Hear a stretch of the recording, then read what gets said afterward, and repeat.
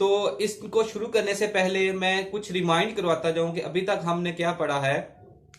अभी तक हमने ये पढ़ा define investment and why it is necessary to study investment analysis and portfolio management. उसके बाद हमने पढ़ा investment decision process, how can an individual, how can a firm, how can an organisation can invest in Pakistan stock exchange. उसके बाद हमने ये सीखा what are financial assets. हमने ये तो पढ़ लिया कि स्टॉक एक्सचेंज में इन्वेस्ट कैसे करेंगे। उसके बाद हमने ये पढ़ा कि किस में इन्वेस्ट करते हैं, वो फाइनेंशियल एसेट्स हैं, वो हैं क्या, उनकी क्या करेक्टरिस्टिक्स हैं, कैसे पता चलेगा कि कोई एसेट फाइनेंशियल एसेट है। और आज का जो टॉपिक है वो शॉर्ट नोट्स हैं जो कि समझना जरूरी है नेक्स्ट चीजों को समझने के लिए। शुरू करते हैं जी। लिखा हुआ है define total return, what are the components of total return.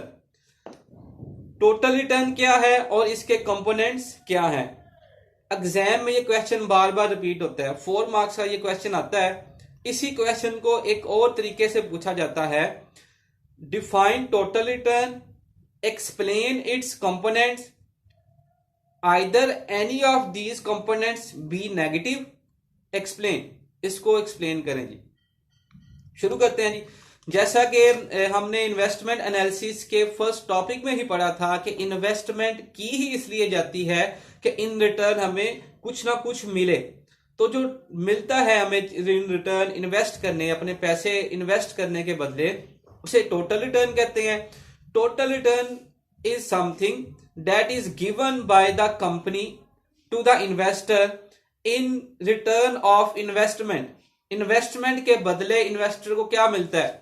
And return can be of 2 types, one is periodic return and second is capital gain. ये देखेंगे लिखा भी हुआ है return can be divided in 2 components, one is periodic return and second is capital gain. अब periodic return क्या है। Periodic return को आप सादा अल्फाज में इंटरेस्ट भी कह सकते हैं या डिविडेंड भी कह सकते हैं, क्योंकि फाइनेंशियल एसेट्स में शेयर्स भी आते हैं, बॉन्ड्स भी आते हैं, डिबेंचर्स भी आते हैं। तो कोई भी इन्वेस्टर अगर किसी कंपनी में इन्वेस्ट करेगा तो इन रिटर्न उसको पीरियोडिकली, अगर शेयर्स हैं तो डिविडेंड मिलेगा और अगर बॉन्ड्स हैं तो उसे इंटरेस्ट मिलेगा। What is capital gain. Capital gain is the difference of value. Capital gain or loss is the difference of value between investment price and selling price. For example, किसी investor ने stock exchange से 1000 का कोई share खरीदा, वो उसकी investment price है। जब वो उसको बेचने गया तो वो 1200 का बिका। तो जो 1200 में से 1000 माइनस करेंगे और जो 200 है ये क्या है, कैपिटल गेन। इसी तरह ये माइनस में भी आ सकता है कि आपने 1000 का शेयर खरीदा, बेचने गए तो ये आपका 800 का बिका, तो अब -200 जो है वो आपका कैपिटल लॉस है।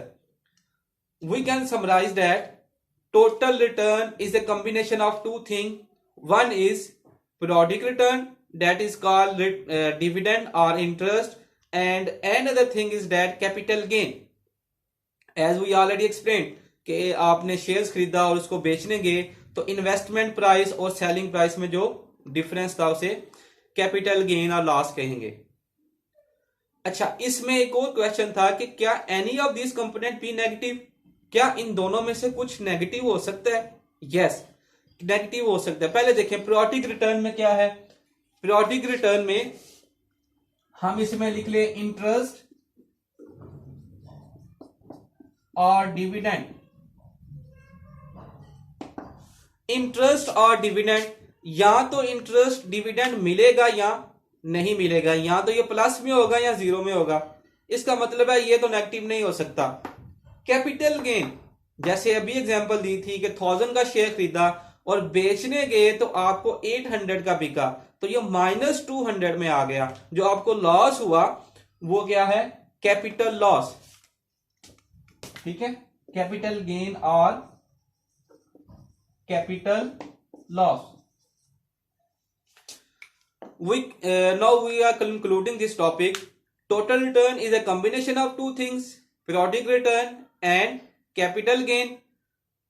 Periodic return can be defined as interest or dividend that is given by the company to the investor for holding the investment for a particular period of time, and capital gain is the difference between investment price and selling price.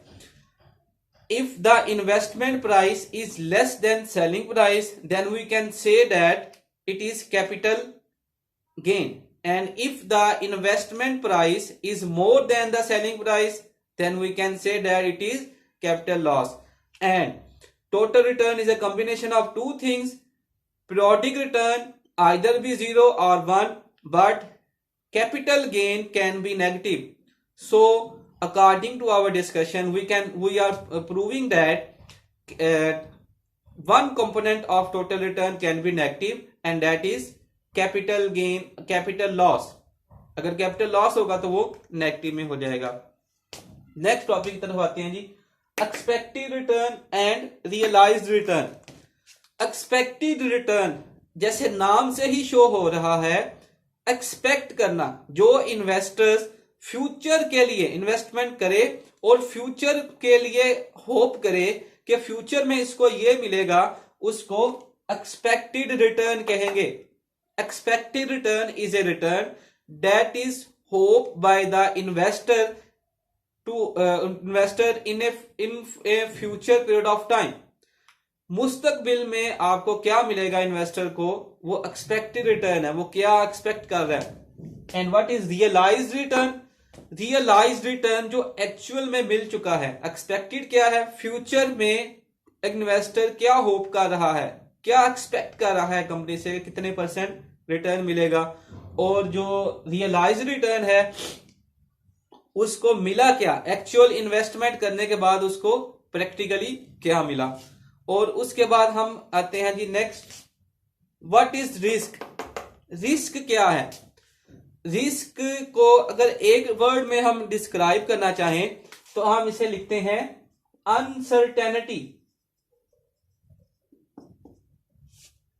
Uncertainty.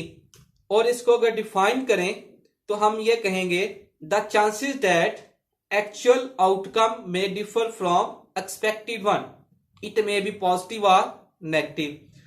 जो हम expect कर रहे हैं, जो investor expect कर रहा है वैसा ना हो, उसमें कुछ वेरिएशन आ जाए, चेंज आ जाए, अनसर्टेनिटी, गैर यकीनी सूरत हाल कि रिस्क, उसको कहेंगे हम risk. For example, investor expect कर रहा था कि 10% रिटर्न मिलेगा, एक्चुअली में उसे जो है वो 8% मिला, जो एक्चुअल में 12% भी मिल सकता है.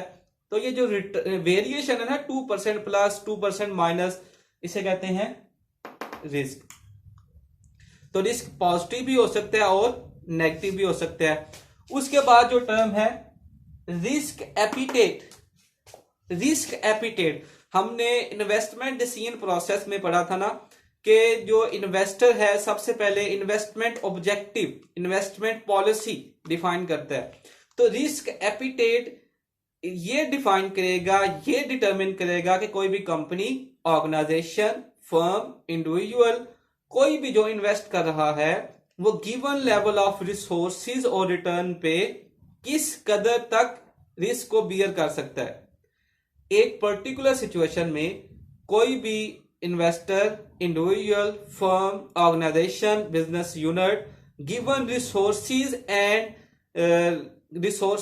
एंड स्ट्रेटजी के बदले, रिटर्न के बदले किस कदर तक वो रिस्क को बियर कर सकता है, रिस्क को कहते हैं एक्सेप्ट कर सकता है. इसे रिस्क एपिटेट कहते हैं. और जो रिस्क एपिटेट है ये डिपेंड करता है कंपनी की कल्चर पे, कंपनी की इन्वेस्टमेंट स्ट्रेटजी पे, कंपनी के फ्यूचर प्लान्स पे, कंपनी की इन्वेस्टमेंट साइज पे, और कंपनी के लिए ये जो प्रोजेक्ट है वो किस कदर इंपॉर्टेंट है. तो उस हवाले से रिस्क एपिटेट वेरी करेगा. उसके बाद है जी risk tolerance. Risk tolerance means the variation between minimum and maximum level of risk.